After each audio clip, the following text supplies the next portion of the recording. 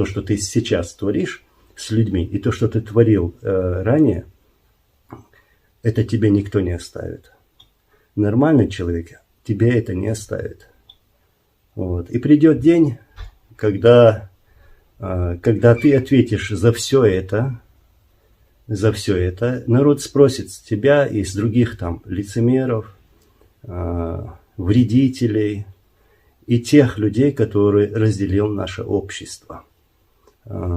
Сделают спрос, особенно в первую очередь с тебя. И вот, ты лежишь сегодня на диване, называешь себя героем и призываешь людей воевать.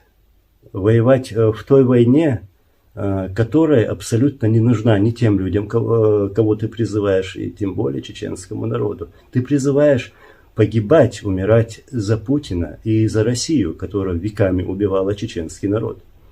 И ты, существо, самое брезгливое, ты должен помнить, что ты встал на ту сторону, которая веками нас убивала. Вот в течение 2 войн последних было убито 300 тысяч мирных жителей минимум. Из них 40 тысяч дети.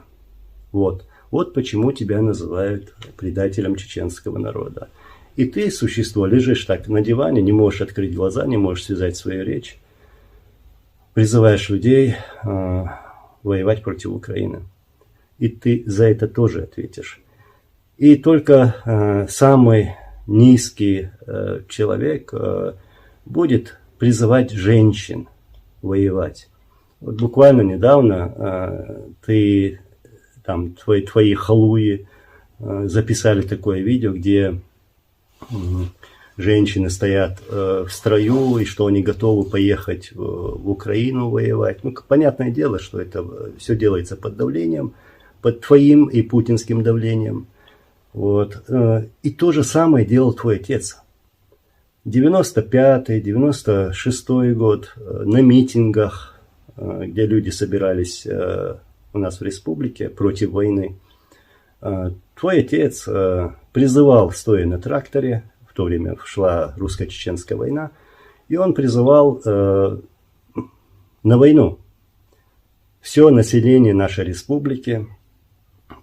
А также, что я хочу сказать, он призывал женщин воевать против русских.